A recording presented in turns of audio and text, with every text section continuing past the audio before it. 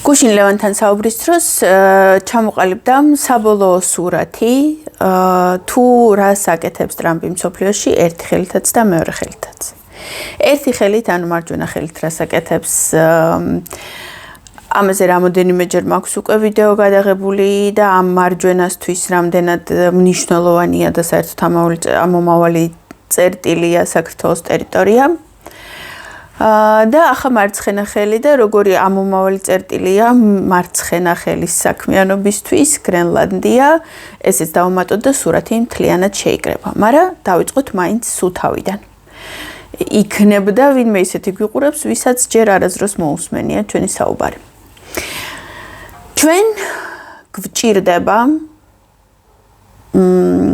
ისეთი ამერიკა, რომელიც არის დემოკრატიის პოლიცია მთელი მსოფლიოს მასშტაბით. ჩვენ და ჩვენნაირ პატარა ერებს მით უმეტეს იმათ ვინც დედამიწის აი ამ გეოგრაფიაში ვართ და გვერდით რუსეთი გვყავს.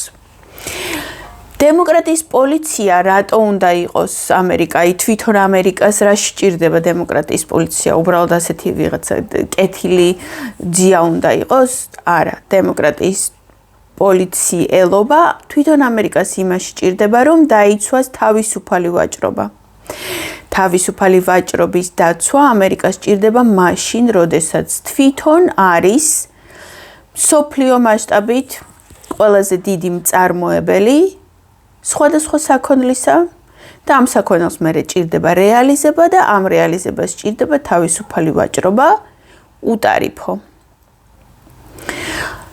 ყველა რო წესიერად იქცეოდეს, ყველასთან უტარიფო ვაჭრობა იქნებოდა, მაგრამ ვინც ძალიან არასწორად იქცევა, იმათთან მაღალი ტარიფებია, ვინც ნორმალურად დაბალი ტარიფები და ვინც საერთოდ იდეალურად იმათთან ნოლი ტარიფები.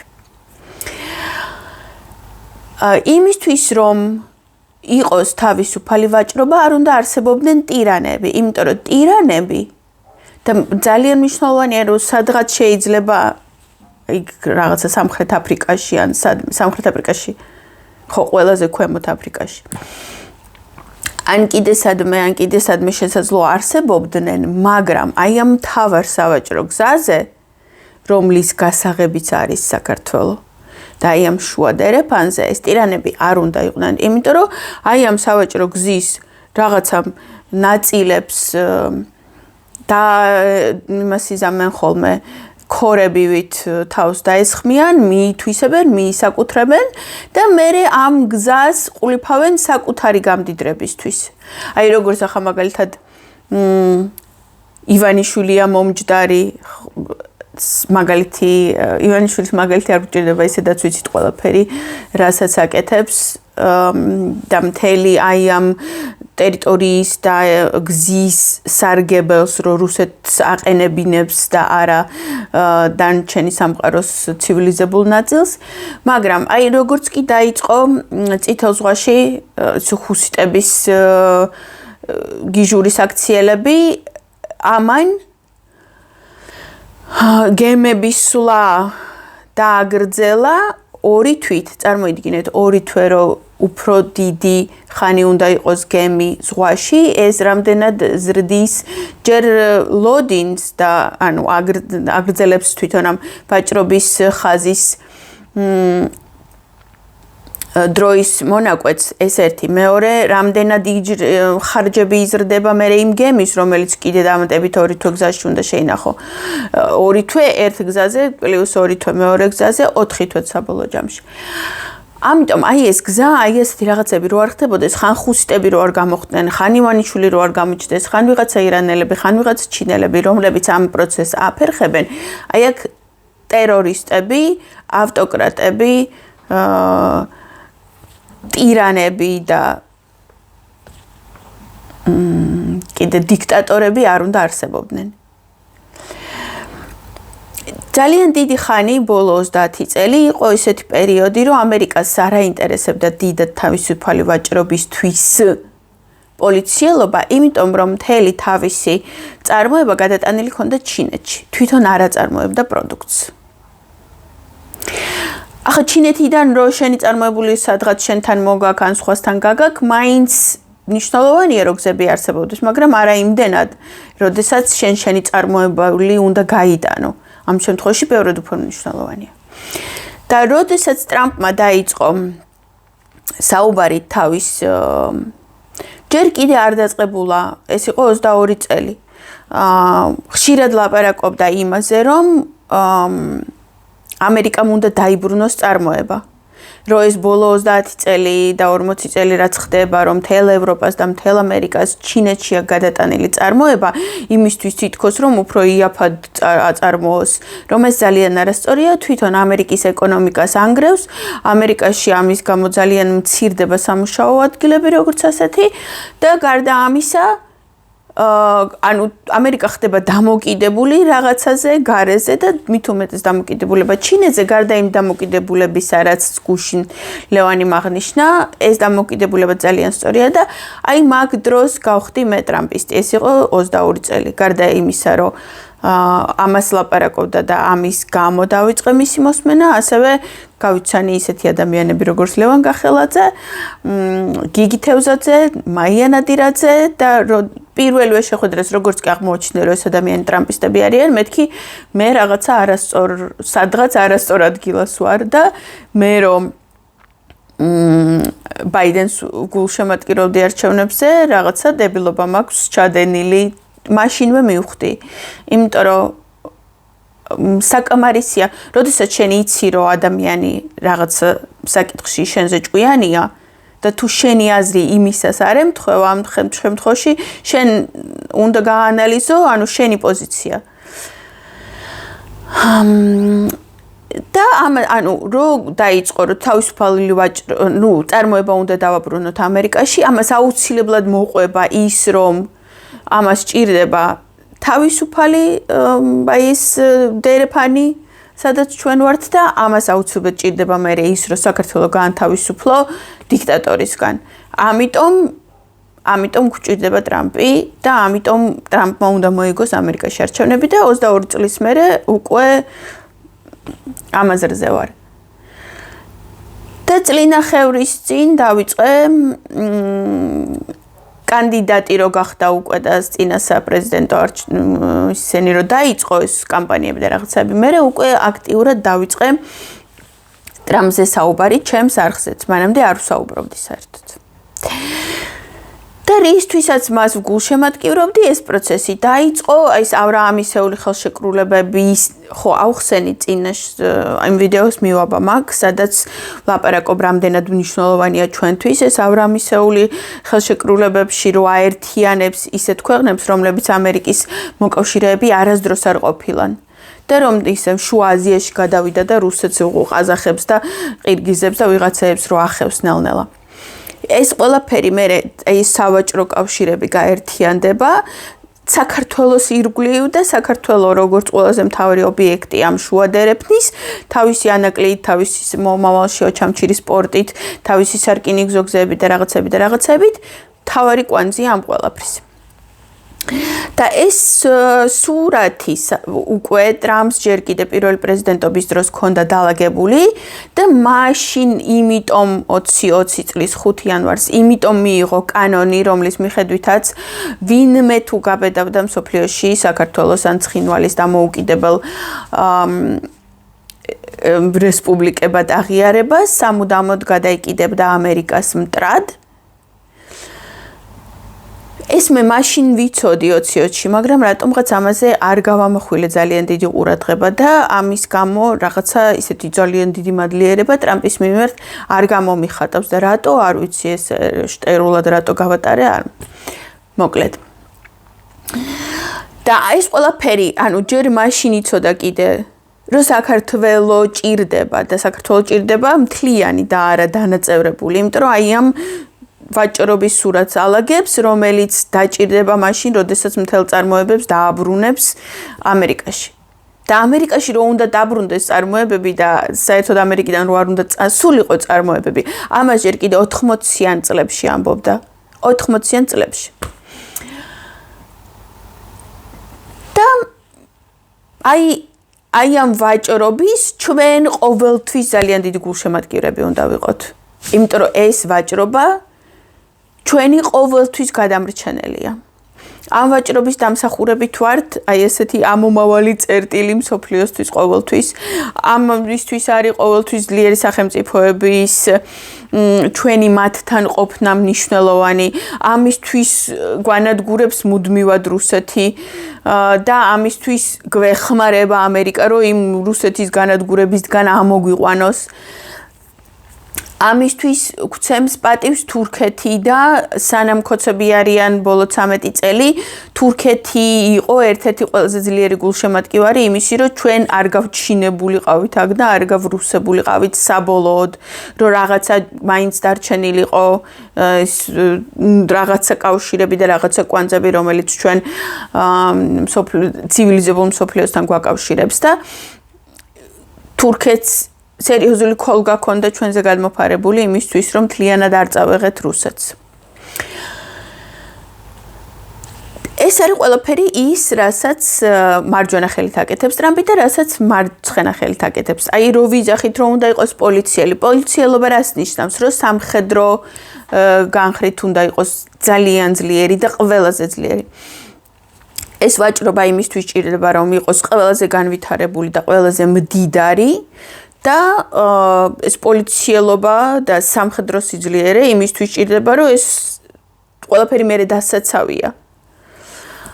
და როგორც საქართველოა, აი ამ ვაჭრობის ამომავალი წერტილი და მთავარი გეოგრაფიული წერტილი, ისე გრენლანდია არის აი ამ მსოფლიო უსაფრთხოების და მსოფლიო პოლიციელობის მთავარი გეოგრაფიული წერტილი, ამომავალი კუნძული და ამიტომ იქნება ძალიან სწორი, როდესაც და ძალიან კარგი და ჩვენ ამას ძალიან მაქსიმალურად უნდა ვგულშემატკივრობდეთ, უნდა ვუგულშემატკი ისევე როგორც ტრამპის გამარჯვებას გულშემატკივრობდით ამ არხზე, ვინც ჩემთან ერთად გულშემატკივრობდით, ჭკვიანები იყავით. და ახლა ვინც ჩემთან ერთად უგულშემატკივრებთ იმას, რომ გრენლანდია გადაეცეს ამერიკას, ასევე ჭკვიანები იქნებით. საბჭოთა კავშირის დროს რო იყო ესეთი ტრადიცია რაღაცა ქალაქები რო ძმობილდებოდნენ, ასე უნდა დავუძმობილდეთ გრენლანდიას, იმიტომ რომ ჩვენს ბედს გაიზიარებს. ჩვენ ვიქნებით ამომავალი წერტილი თავისუფალი ვაჭრობისთვის, ის არის ამომავალი წერტილი მსოფლიო უსაფრთხოებისთვის. იქიდან შეიქმნება მერე ეს უსაფრთხოების ქოლგა, ეს ოქროს გუმბათი და მერე ვერანაირი ვერც რუსეთი, ვერც ირანი, ვერც ჩინეთი ვერავინ მომავალში ვერ გაბედავს, რომ ვინმე დააშანტაჟოს იმით, რომ აი თქვენ ახლა მე უნდა დაგიბყროთ და თუ არ ჩამბარდებით მერე ვიღაცას ვესვრი ატომურ ბომბს და ასე შემდეგ. უკრაინა არ მიიღოთ ნატოში თორე ატომურს გესვრით და საქართველო არ მიიღოთ თორე ატომურს გესვრით. აი ეს დასრულდება. იმ წამსვე დასრულდება, როგორც კი ამერიკა მიაღწევს შეთანხმებას დანიასთან და დანიას და დანარჩენი ევროპული ქვეყნების პროსტიტუციაზე ვისაუბროთ ახლა. კორუფციაზე და პროსტიტუციაზე. და როდესაც აი ასეთ რაღაცას ამას ხო ხედავენ ახლა. ახლა მე ვხედავ აქ საქართველოში და ახლა ევროპაში ამას პოლიტიკოსები ვერ ხედავენ, ახლა ამას კირსტარმერი ვერ ხედავს, დანიის პრემიერ-მინისტრი ვერ ხედავს, საფრანგეთის პრეზიდენტი ვერ ხედავს, შოლცი ვერ ხედავს გერმანიაში, რომ აი ამას აკეთებს ტრამპი. და თვითონ ამ დროს სად არიან? წიკვინით აიკლეს საერთოდ მთელი საინფორმაციოები. ყველას მოაჯენენ იმედი მაქვს და მიუჩენენ თავის ადგილს. მაკრონზე რო თქვა საერთოდ აღარ შევხვდებიო, იმიტომ რომ მალე არ იქნებაო პრეზიდენტიო და არ მაინტერესებს ისეთ ვიღაც ტიპებთან, ვინც ხვალ არ იქნებიან, რაზე უნდა ვილაპარაკო. ამ დროს ინგლისი და გამოსირებული ლეიბორისტი კირსტარმერი აი ყოველ ჯერზე ხაზი უნდა გაუსვა იმას, რომ მემარცხენეობა, გამოღლეებულობაა და ბოროტებაა საერთოდ. შეეკრა კომუნისტებს და ჩინეთს გადასცა სტრატეგიული კუნძული, მავერიკი, დრისთვის გამოიყენებს ახლა იმისთვის, რისთვისაც გრენლანდიის გამოყენება უნდოდა და ახლა გრენლანდიას უკვე ამერიკამ დაადო თათი და იქ ჩინეთი ახლა ვერაფერს ვერ იზამს და ამ დროს გამოხდა ბრიტანეთი და აიო შენ ვარ ნერვიულო მე ჩემ კუნძულს მოგცემო. ის მავერიკი რა თქმა უნდა უფრო პატარაა გრენლანდიასთან შედარებით, მაგრამ მაინც რატომ უნდა გააკეთოს ეს რაღაც. მერე ლონდონში მისცეს უფლება რომ საგანგებო საელჩოს ეძახიან, რეალურად უზარმაზარი მიწისზედა და მიწის ქვეშა ოფისია, სადაზვერვო და ლონდონის მერია თუ რა ვიცი მე რაც არის, იქ ვინც ამაზე პასუხს აგებს, ყიდულობს ჩინეთისგან ადამიანებზე დაკვირვების აი ამ სისტემას, რომელიც ჩვენთან არის თბილისში ეს მილიარდი კამერა როყენია და ყველა სახის ამოცნობით და იმით ნებისმიერი რაღაცით რო იდენტიფიცირება შეუძლია ადამიანს და კამერა სახეს უღებს და მე სოციალებში ამ ადამიანს რო ეგრევე ძალიან სწრაფად პოულობს, ანუ ჩინელებისგან რატო უნდა და ქოცებმა რატო შეისყიდეს ეს ჩინელებისგან და რუსეთმა რატო შეისყიდა თავის დროს ხო გასაგებია და აი ხა ლონდონს რატო უნდა ჭირდებოდეს ასეთი რაღაც. ანუ სრული გამყიდველობაა და საკუთარი ერის და საკუთარი ქვეყნის მტრობაა პირველ რიგში ეს პრემიერ-მინისტრისგან კირ სტარმერისგან. იგივე საკეთებს კანადა, სტრატეგიული ხელშეკრულება დადო ახლა ჩინეთთან. კანადაც, ანუ ნახეთ ახლა ეს გრენლანდია ხო შუაშია, აქიდან ბრიტანეთი, აქიდან კანადა ამ გრენლანდიის გარშემო დარბის ახლა გამწარებული ეს ჩინეთი და ყველასთან ცდილობს რომ რაღაცა ყველასგან მაქსიმუმი წამოიღოს სანამ თავარ საქმეს ტრამპი აკეთებს და ეს გამოსირებული ღლეებიც ამას ყველა ეხმარებიან და ესე თეფშით მიაქვთ ჩინეთისთვის ეს ყველაფერი რაც მას ჯერ კიდევ შეუძლია რომ წაგლიჯოს.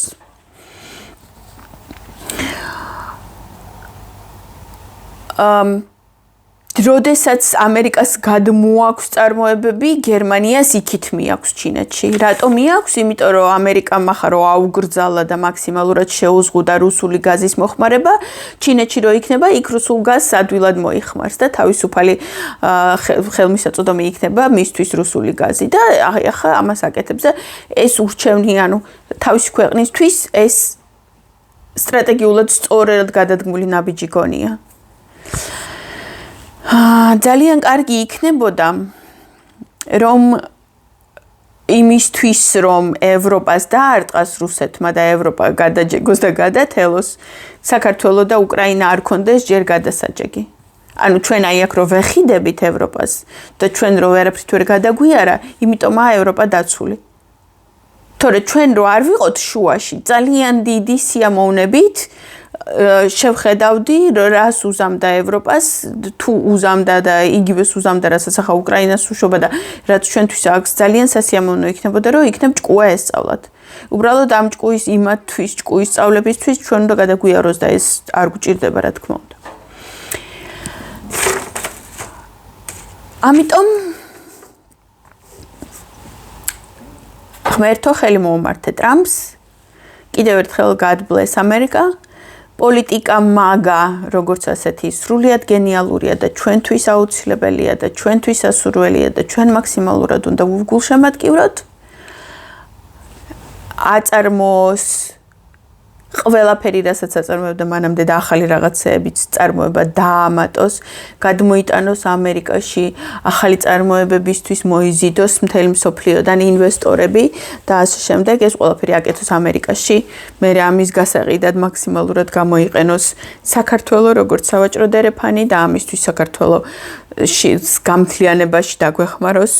ანაკლია ააშენოს პორტი, ოჩამჩირეშიც ავაშენოთ პორტი ამერიკასთან ერთად მომავალში და ეს ყველაფერი მერე დაიცვას იმ ოქროს გუმბათით, რომელსაც დაამონტაჟებს გრენლანდიაზე. და ღმერთმა ამაში ხელი მოუმართოს და მას გაუმარჯოს. და როგორი აი ახლა რო ციკვინია. კიდე აქ ბედავთ ვიღაცები და მიწერთ ისეთ კომენტარებს, რომ კი გასაგებია რომ სწორს აკეთებს, მაგრამ რა ფორმით აკეთებს დანიას ასე, ანუ დანიას თუ არ მოუნდება რომ გრენლანდია მიცეს, არ უნდა წაართვას. ჯერ ერთი და ეს არ უნდა გადაწყვიტოს დანიამ. დანია არ არის გრენლანდიის როგორც ასეთი მფლობელი და გრენლანდიის ტერიტორიაში არ შედის. პატრონაჟის ქვეშ არის და პატრონაჟი არ ნიშნავს არაფერს. პატრონაჟი სუვერენიტეტის ნაწილი არ არის. ამიტომ არა გადაწყვიტოს იმ ხალხმა, ვინც გრენლანდიაში ცხოვრობს, ადგილობრივ მოსახლეობამ. და დანიელი იქ ძალიან ცოტა, ამიტომ დანიის გადასაწყვეტი ეს არანაირად არ არის. და დანიას თუ რო არ მოეწონება, ისე არ უნდა მოიქცეს. ერთი მუდმივი ჩვენ მაყურებელი პავლე მიწერს ამას. მაყურებელი არის თუ არა ისიც არ ვიცი, იმიტომ რომ მხოლოდ ტექსტურ პოსტებზე მიწერს ხოლმე კომენტარს. ძალიან იშვიათად შეიძლება არასდროს არ შემხვედრია მისი კომენტარი ვიდეოს ქვეშ.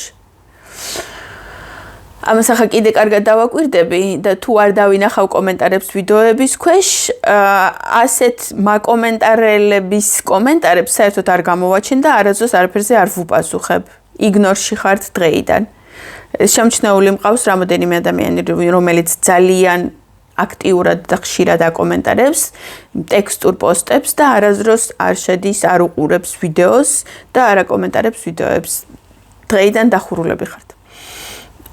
გადადით ვიდეოების ყურებაზე და ვიდეოების კომენტირებაზე.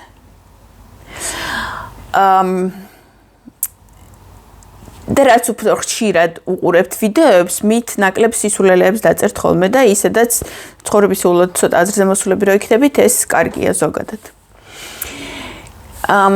და ეს ციკვინი საერთოდ არ მადარდებს არანაირი ამათი ციკვინი. არც საფრანგეთის ციკვინი, არც ინგლისის ციკვინი, არავის ციკვინი იმასთან დაკავშირებით, რომ გრენლანდიას ასე არ უნდა მოეწა, ასე უხეშად არ უნდა ლაპარაკობდეს და ტო. არ მადარდებს. ზუსტად ასე ვიყავი, როდესაც მიშას დროს ციკვინებდნენ ვიღაცები. როდესაც შენ იცი, რომ ძალიან სწორი საქმე კეთდება,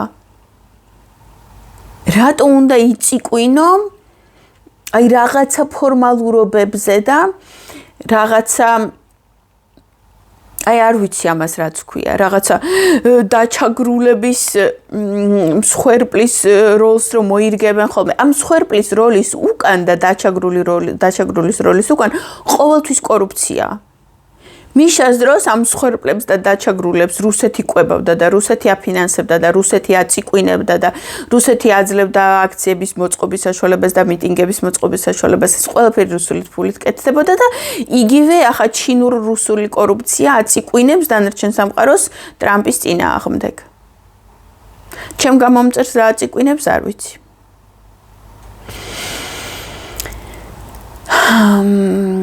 საქართველო იქნება დეოკუპირებული, რუსეთი არ დარჩება შავ ზღვაზე. God bless America. და მაგა პოლიტიკა თავიდან ბოლომდე შეუფერხებლად უნდა შესრულდეს. ჩვენ ეს ძალიან გვჭირდება.